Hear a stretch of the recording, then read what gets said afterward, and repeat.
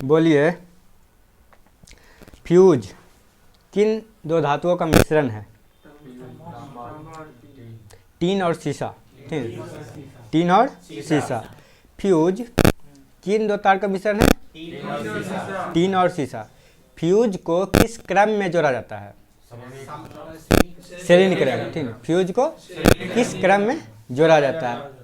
अरे भैया जी क्या कर रहे हैं? ठीक है, फ्यूज किस क्रम में? श्रेणी क्रम में जोड़ा जाता है। अब बताइए, प्रतिरोध ताप का मान बढ़ने पर प्रतिरोध पे क्या प्रभाव पड़ेगा? प्रतिरोध भी बढ़ेगा। ताप बढ़ेगा तो प्रतिरोध भी बढ़ेगा ना। ये सब भूल गए कि ताप बढ़ेगा तो प्रतिरोध बढ़ेगा। देखो हम क्या बोले थे, ताप बढ़ेगा तो प्रतिरोध पे क्या प्रभाव पड़ेगा? ताप बढ़ेगा तो प्रतिरोध पे क्या प्रभाव? ताप बढ़ेगा तो प्रतिरोध भी बढ़ेगा। ताप बढ़ेगा तो प्रतिरोध भी बढ़ेगा। बढ़ेगा घटेगा अभी तुमको समझ नहीं आएगा, समझ नहीं आएगा, मगर जो फिजिक्स मतलब कि फार्मूला जान रहा होगा उसको समझ आ जाएगा। इसलिए कोई दिन आना, थ्योरी जब बताएंगे ना तब समझ आएगा। इसलिए ताप बढ़ेगा तो बढ़ेगा। अच्छा, बॉयल का नियम किसको याद है? नहीं याद है? चलिए बॉयल का नियम में, अच्छा बताइए, जैसे कि बॉयल का नियम में क्या नियत रहता है? बॉयल के नियम में क्या नियत रहता है? तो ताप नियत रहता है। बॉयल के नियम में क्या नियत रहता है? ताप नियत रहता है। अच्छा बताइए, गैलुसेक के नियम में क्या नियत रहता है? आयतन। गैलुसेक के नियम में क्या नियत रहता है?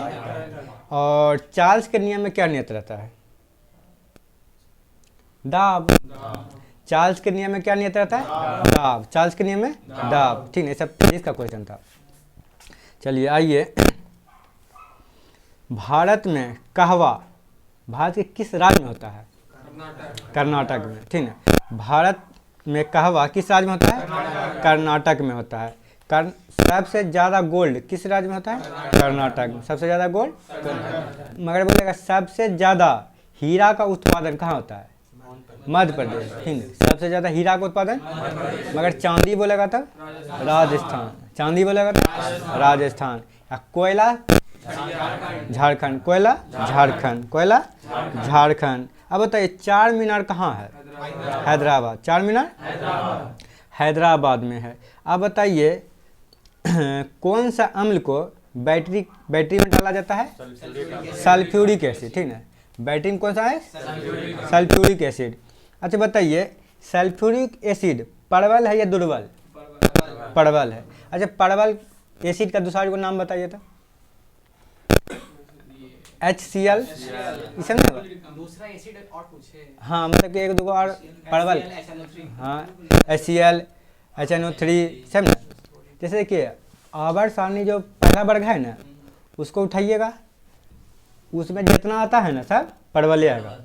जैसे HCl हो गया, नहीं हो गया, नहीं सॉरी, वर्ग 17 को। ठीक ना, वर्ग, हाँ वर्ग 17 को उठाइएगा, सबके आगे H लगाते चलिएगा।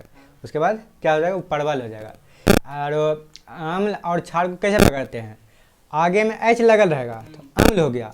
हाँ, आगे में H लगल रहेगा तो अम्ल हो गया। अब पीछे में OH लगल रहेगा तो क्षार हो जाएगा। पीछे में OH रहेगा तो क्षार हो जाएगा। जैसे कास्टिक सोडा NaOH, ये क्या है? क्षार है। कास्टिक पोटास KOH, क्षार हो गया, नहीं हो गया? अब बताइए, तारा परमाणु संयंत्र किस खनिज के लिए उत्प्रेरक है? यूरेनियम। तारा परमाणु शक्ति जो किस खनिज के लिए है? यूरेनियम। किस खनिज के लिए? यूरेनियम। अब बताइए, मलेरिया जो होता है किसके द्वारा होता है? हाँ तो वो तो होता है, मतलब कि इसमें बताना है, बैक्टीरिया में किससे होता है? हाँ, मलेरिया एगो टीको बताए थे, प्रोटोजोआ। हाँ, कौन से? प्रोटोजोआस होता है। अब बताइए, बाजार के नियम में परिवर्तन का शो कौन दिया था? Bernard Shaw. कौन दिया था? बर्नार्ड शॉ ने दिया था। अब बताइए, business at the rate the speed of थॉम के लेखक कौन है? बेलग्रेड। कौन है? बेलग्रेड। बताइए business at the rate speed of thoughts के लेखक कौन है? Bill grade. बिल ग्रेड है, ठीक ना। अब बताइए मलेरिया से प्रभावित सबसे अधिक किस केंद्र शासित प्रदेश हुआ था? दिल्ली, ठीक है। मलेरिया से किस केंद्र शासित प्रदेश प्रभाव आया था? अब बताइए हवाई जहाज में ब्लैक बॉक्स जो रखा रहता है वो किस कलर का होता है? नारंगी कलर का। किस कलर का होता है? हवाई जहाज में ब्लैक बॉक्स जो रखा रहता है किस कलर का? नारंगी। क्या कि हवाई जहाज में कोई भी दुर्घटना मतलब किसी प्रकार का उसमें अच्छी होगा ना, तो उसका रिकॉर्ड कौन करेगा? वही नारंगी बॉक्स, ठीक ना। नारंगी बॉक्स में क्या होता है? रिकॉर्ड हो जाता है। अब बताइए टॉपिक ऑफ कैंसर कर्क रेखा कितना डिग्री से है? 23.5 डिग्री दक्षिणी की उत्तरी गोलार्ध में, ठीक है। 23.5 डिग्री उत्तरी गोलार्ध में। भारत के कितने राज्य से गुजरती है? 8 गोलार्ध से। भारत के 8 गोलार्ध। तो कौन कौन से गुजरती है? गुजरात, राजस्थान, मध्य प्रदेश, छत्तीसगढ़, झारखंड, पश्चिम बंगाल, त्रिपुरा। ठीक, देखिए अपना गुजरात हो गया। गुजरात के थोड़ा आगे आइएगा तो राजस्थान मिलेगा। सबसे बेसी बात करेगा तो मध्य प्रदेश है, ठीक है। मध्य प्रदेश से थोड़ा आगे जाइएगा छत्तीसगढ़ मिलेगा। छत्तीसगढ़ से थोड़ा आगे आ गए तो झारखंडी मिल जाएगा। झारखंड से थोड़ा आइएगा पश्चिम बंगाल मिल जाएगा। पश्चिम बंगाल से आइए तो बांग्लादेश भी जाते ही है, मगर बांग्लादेश के बाद त्रिपुरा और मिजोरम। त्रिपुरा और मिजोरम। देखिए कर्क रेखा के सबसे नज़दीक राजधानी पूछेगा ना तो झारखंड की राजधानी रांची, ठीक है। क्वेश्चन पूछा गया है किस राज्य की राजधानी कर्क रेखा पर स्थित है? झारखंड की राजधानी रांची, ठीक है। झारखंड की राजधानी रांची। अब बताइए प्रथम भारतीय अंतर्राष्ट्रीय फिल्म समारोह का आयोजन किस वर्ष हुआ था? 1952 में। कब हुआ था? प्रथम भारतीय अंतर्राष्ट्रीय फिल्म समारोह का आयोजन कब हुआ था? 1952 में हुआ था। कब हुआ था? अब बताइए स्वर्ण जयंती स्वरोजगार योजना प्रारंभ कब हुआ था? 1999 में। हाँ, स्वर्ण जयंती स्वराज योजना कब प्रारंभ हुआ था? 1999 में हुआ था। अब बताइए लोहा का शुद्धतम रूप क्या है? पिटवा लोहा, ठीक है। लोहा का शुद्धतम रूप पिटवा लोहा। अब बताइए भारतीय समाज सेवक का जनक किसे कहा जाता है? गोपाल कृष्ण गोखले, ठीक है। भारतीय समाज सेवक का जनक गोपाल कृष्ण गोखले। गोपाल कृष्ण गोखले भारतीय समाज सेवक का स्थापना कब किया था? 1905 में किया था। कब किया था? भारतीय समाज सेवक का स्थापना गोपाल कृष्ण गोखले के द्वारा कब किया गया था? 1905 में किया गया था। अब बताइए ध्वनि अधिकतम किस खनिज में चलती है? लोहा में, मतलब ठोस में। किस में? ठोस में।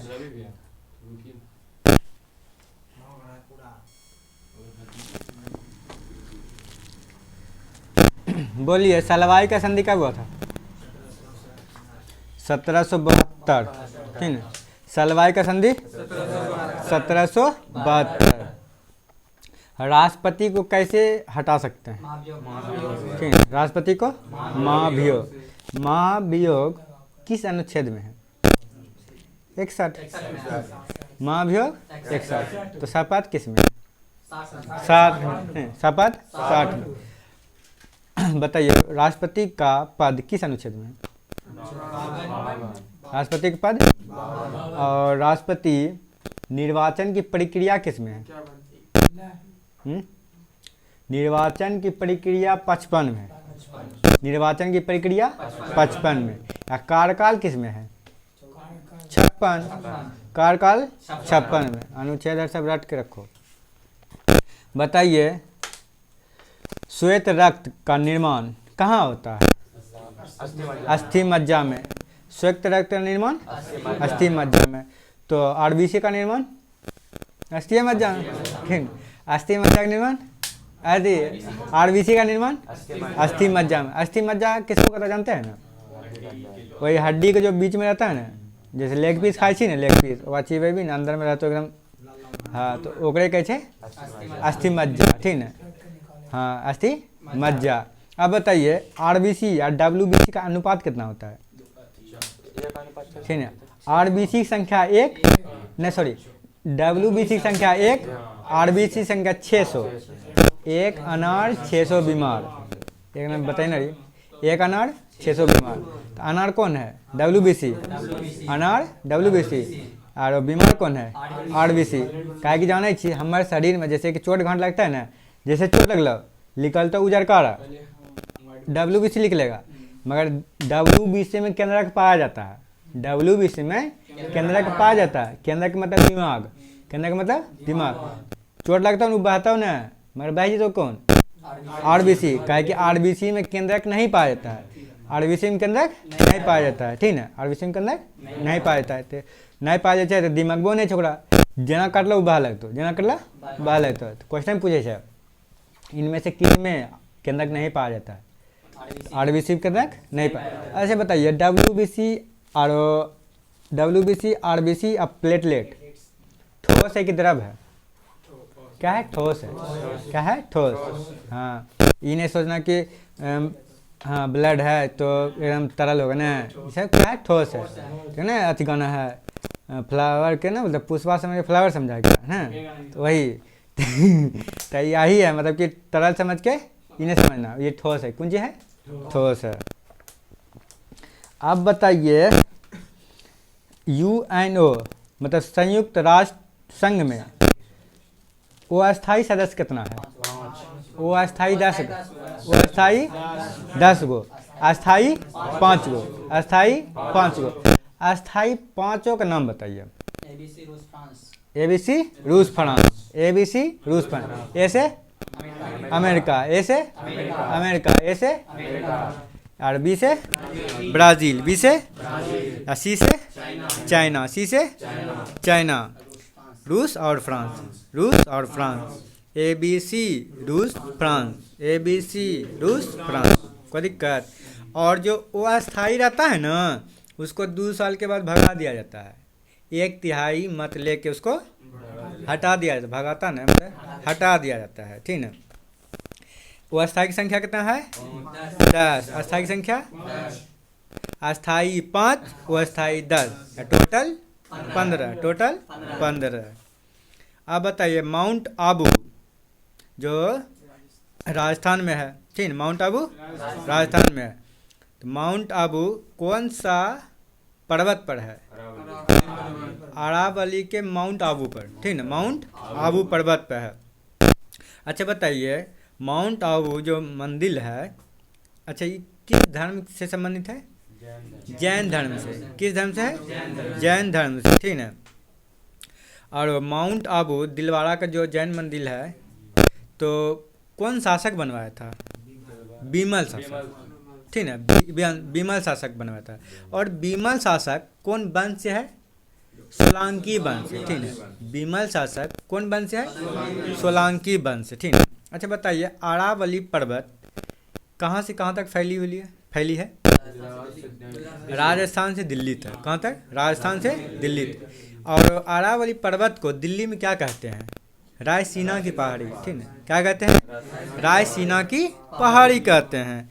अच्छा बताइए राष्ट्रपति भवन हो गया और हाई कोर्ट ना, दिल्ली में हाई कोर्ट ना, और सुप्रीम कोर्ट है। दिल्ली में कौन कोर्ट है? Supreme court. सुप्रीम कोर्ट की संख्या 1 ही है, हाई कोर्ट की संख्या 25 है। हाई कोर्ट की संख्या 25 है। तो वही सुप्रीम कोर्ट जो है किस पहाड़ पे स्थित है? रायसीना के पहाड़। कौन पहाड़ पे? रायसीना पे। और संसद रायसीना के पहाड़ पे, संसद रायसीना। अरावली के सबसे ऊंचा चोटी का नाम क्या है? गुरु शिखर। अरावली की सबसे ऊंचा चोटी गुरु शिखर है। और कितना ऊंचाई है? 722। कितना? 722 मीटर है, 722 मीटर है। चलिए आप बताइएगा जापान में किसके द्वारा परमाणु बम गिराया गया था? अमेरिका के द्वारा, ठीक ना? तो 2 बम गिराया गया था। तो पहला बम कब गिराया गया था? 6 अगस्त 1945, ठीक है, 6 अगस्त 1945 को जापान में गिराया गया था, जापान में गिराया गया था।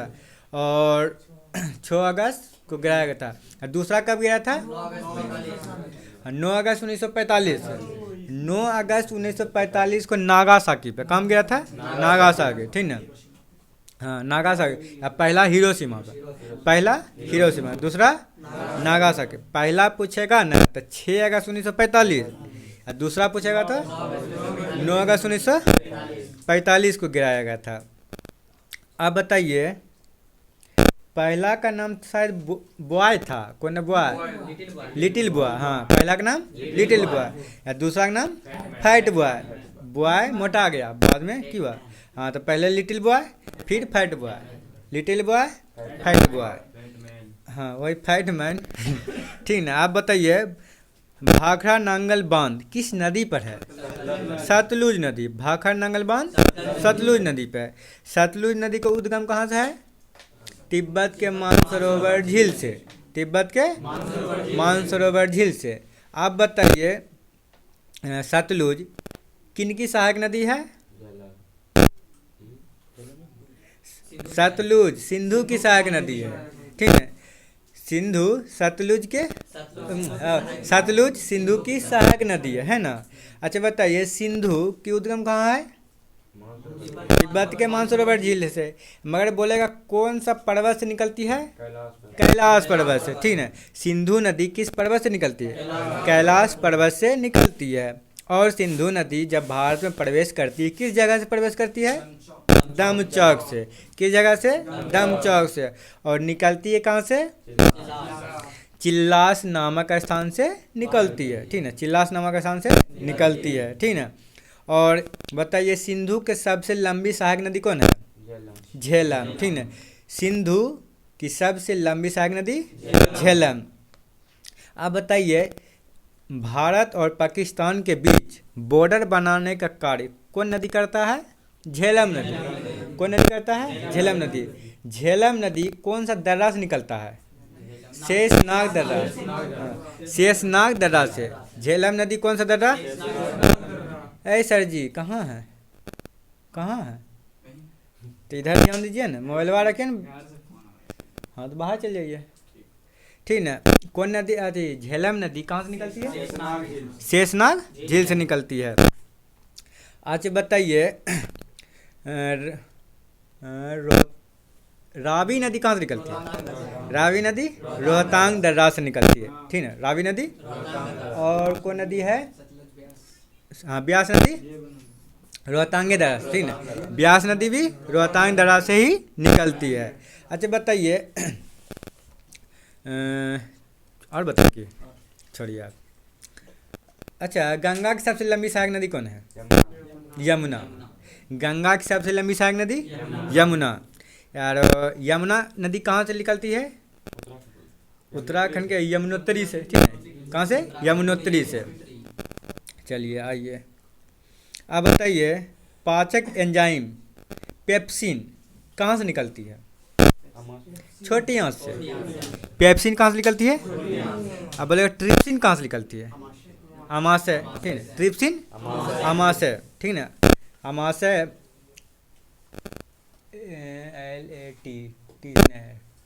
ट्रिप्सिन, ट्रिप्सिन हो गया अग्नाशय से। अग्नाशय से निकलती है ट्रिप्सिन, अग्नाशय से निकलती है। अग्नाशय मतलब पेनक्रियास, ठीक है। ट्रिप्सिन कहाँ से निकलती है? पेनक्रियास मतलब अग्नाशय से। और जैसे आप की बोले, तो आमाशय से निकलती है HPR, पेप्सिन। पेप्सिन कहाँ से निकलती है? आमाशय से। पेप्सिन कहाँ से निकलती है? आमाशय मतलब स्टोमच, पेट, ठीक है।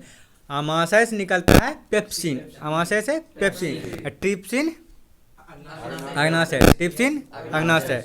ट्रिप्सिन से 3 गो एंजाइम निकलता है। LAT late, LAT late. L से लाइपेड, L से लाइपेड। LA ऐसे एमाइलेज, ऐसे एमाइलेज। T से ट्रिप्सिन, T से ट्रिप्सिन। एमाइलेज किसका पाचन करता है? स्टार्च या तो कार्बोहाइड्रेट, ठीक है। स्टार्च या तो कार्बोहाइड्रेट। LA ऐसा एल एल से लाइपेज न हो गया। लाइपेज जो है ना वसा का पाचन करता है। ओह गलत नहीं पढ़िए। लाइपेज अभी है। लाइपेज जो है ना वसा का पाचन होता है। लाइपेज में वसा का। LAT, टी से ट्रिप्सिन, टी से ट्रिप्सिन प्रोटीन का पाचन। ट्रिप्सिन प्रोटीन का पाचन। ट्रिप्सिन प्रोटीन का पाचन होता है। अच्छा बताइए भोजन का पाचन प्रारंभ कहाँ से होता है? मुंह से। ठीक ना, भोजन का पाचन प्रारंभ मुंह से होता है। अच्छा बताइए इसको क्या कहते हैं? ग्रास नली। नहीं, क्या कहते हैं? ग्रास नली। ग्रास नली में भोजन का पाचन होता है? नहीं, ग्रास नली में भोजन का पाचन नहीं होता है, खाली ससरता है। क्या होता है? ससरता है। ससरता है उस गति को क्या कहते हैं? कर्माकुंचन गति। कौन गति कहते हैं? कर्माकुंचन गति कहते हैं। ठीक है, उसके बाद भोजन कहाँ चल जाता है? पेट में चल जाता है। ठीक ना, स्टोमेज पेट में चल जाता है। उसके बाद छोटी आंत में जाता है। कहाँ आता है? छोटी आंत में। छोटी आंत में संपूर्ण पाचन होता है। क्या होता है? संपूर्ण पाचन। मगर बोलेगा भोजन से पानी का अवशोषण शरीर के किस अंग में होता है? तो बड़ी आंत में। पानी का अवशोषण बड़ी आंत में होता है और भोजन का अवशोषण छोटी आंत में होता है। उसके बाद रेक्टम के द्वारा, मल द्वार के द्वारा निकल जाती है। ठीक ना, तो पहले भोजन कहाँ गया? मुंह में। मुंह में का उसके बाद ग्रास नली में। ग्रास नली के बाद वही पेट में, स्टोमेज में। ठीक ना, आमाशय। उसके बाद वहाँ रेस्ट किया। रेस्ट करने के बाद आया अपना छोटी आंत में। छोटी आंत में भोजन का पाचन संपूर्ण पाचन हुआ। उसमें मतलब कि अभी तो बताया LAT इलेट आया। ठीक है, तीनों एंजाइम आया। जैसे कि मानो कि हम वसा खा लिए तो लाइपेज आ गया। वसा खा लिए तो लाइपेज आ गया। प्रोटीन खा लिए तो ट्रिप्सिन आ गया। प्रोटीन खा लिए तो ट्रिप्सिन आ गया। और मानो कार्बोहाइड्रेट खा लिए एमाइलेज आ गया। कार्बोहाइड्रेट स्टार्च खा लिए तो एमाइलेज आ गया। जोन हम खाए वो आके इसको पचते चल गया। पचा लिया पूरा खाना, तो छोटी आंत में पूरा पाचन हो गया, संपूर्ण पाचन हो गया। उसके बाद अभी तो खाने नहीं पचा है, मगर खाना और पानी को अलग करना है ना, तो बड़ी आंत क्या करेगा? पानी को अवशोषण कर लेगा। क्या करेगा? पानी को अवशोषण कर लेगा। वही बड़ी आंत कभी कभी छुट्टी में चल जाता है तो तुम देते रहता है। ठीक ना, तो हाँ तुम्हारा ड्यूटी सुबह सुबह चालू हो जाता है। तो वही तो पानी का अवशोषण कौन करता है? बड़ी आंत। पानी का अवशोषण बड़ी आंत। उसके बाद रेक्टम के द्वारा निकल जाती है। समझ गया ना? ये सब लिखाएंगे अभी, इसलिए अच्छा सुनो। बोलिए सरदार सरोवर बांध किस नदी पर है? नर्मदा नदी पर। सरदार सरोवर बांध नर्मदा नदी पर। अब बताइएगा पन्ना जो कि मध्य प्रदेश में है किस खनिज के लिए जाना जाता है? पन्ना हीरा के लिए। पन्ना किस खनिज के लिए? हीरा के लिए जानी जाती है। अब बताइए काली मिट्टी का दूसरा नाम क्या है? रेगुड़ मिट्टी। काली मिट्टी का दूसरा नाम रेगुड़ मिट्टी। काली मिट्टी भारत में कितने नंबर पे है? मतलब कि क्षेत्रफल के अनुसार तीसरा नंबर पे। तीसरा नंबर पे। एक नंबर पे कौन है? जलोढ़ मिट्टी। एक नंबर पे जलोढ़ मिट्टी। दूसरा नंबर में लाल मिट्टी। दूसरा नंबर में, तीसरा नंबर में काली मिट्टी। तीसरा काली मिट्टी। मट्टी जो है ना 8 प्रकार की होती है। मट्टी 8 प्रकार की होती है। देखो जलोढ़ मिट्टी की बात करेगा, उत्तर भारत देख लेगा ना, उत्तर भारत में लाल मिट्टी, सॉरी जलोढ़ मिट्टी। उत्तर भारत में जलोढ़ मिट्टी। और हाँ दक्षिण भारत बोलेगा तो अपना आ जाओ इधर, तमिलनाडु हो गया, आंध्र प्रदेश हो गया, हल्का हल्का ले लो तो कर्नाटका हो गया। इस सब में लाल मिट्टी। कौन मिट्टी? केरल भी हल्का हल्का लाल मिट्टी पाई जाती है। फिर आ जाओ अपना महाराष्ट्र हो गया, गुजरात हो गया, हल्का मध्य प्रदेश हो गया। इस सब में काली मिट्टी। कौन मिट्टी? काली मिट्टी। कपास की खेती कहाँ होती है? काली मिट्टी। कपास की खेती मगर बोलेगा काजू लाल मिट्टी में। काजू लाल मिट्टी में। काजू। आप बोलेगा सरसों किस फसल है? रबी की। हाँ सरसों। गेहूँ। गेहूँ और धान खरीफ। धान। चलिए बहुत ज़्यादा हो गया। आप बताइए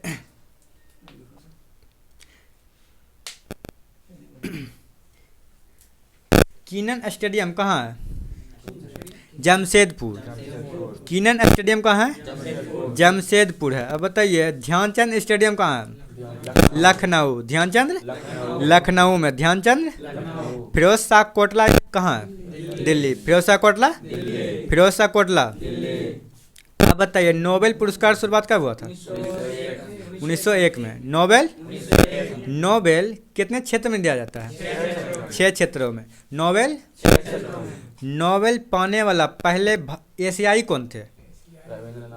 रविन्द्रनाथ टैगोर। एशिया, पूरा एशिया में रविन्द्रनाथ टैगोर ऐसा थे जो कि नोबेल पाए थे। तो एशिया में तो भारत में भी होगा, एशिया में तो भारत में। कब मिला था? 1913 में। कब मिला था? 1913। उसके बाद आ जाइए अपना सीवी रमन। सीवी रमन को मिला वैज्ञानिक मतलब रमन प्रभाव की खोज में, ठीक है, रमन प्रभाव की खोज में, रमन प्रभाव की खोज में, जो कि विज्ञान दिवस कब मनाते हैं? 28 फरवरी को। विज्ञान दिवस 28 फरवरी को मनाते हैं। उसी के याद में उसे 1930 में, कब? 1930 में। मगर रमन प्रभाव 1928 में दिया गया। रमन प्रभाव 1928 में, मगर उसको नोबेल का मिला था 1930 में। नोबेल 1930 में सीवी रमन को। मगर सीवी रमन को भारत रत्न का मिला था 1954 में। भारत रत्न 1954 में। उसके बाद एनी बेसेंट को नोबेल का मिला था 69 में। एनी बेसेंट को 69 में। मगर एनी बेसेंट को भारत रत्न का मिला था 80 में। भारत रत्न 80 में मिला था। चलिए बैटरियो डाउन होने वाला है। अब बताइए दुर्गा पूजा किस राज्य का प्रमुख त्यौहार है? पश्चिम बंगाल का। दुर्गा पूजा कहाँ की है? पश्चिम बंगाल की। छठ पूजा बिहार। छठ पूजा ओणम केरल की। ओणम कहाँ की है? बिहू असम की। बिहू असम की। बिहू सरहुल बोलेगा तो झारखंड। सरहुल, सरहुल। पोंगल तमिलनाडु। पोंगल, पोंगल। अब बताइए मान बुकर पुरस्कार शुरुआत कब हुआ था? 1969 में, ठीक है। मान बुकर पुरस्कार 1969 में। किस क्षेत्र में दिया जाता है? साहित्य क्षेत्र में। किस क्षेत्र में? साहित्य क्षेत्र में दिया जाता है। अब बताइए मंगल ग्रह का रंग कैसा होता है? लाल। मंगल ग्रह का रंग लाल होता है।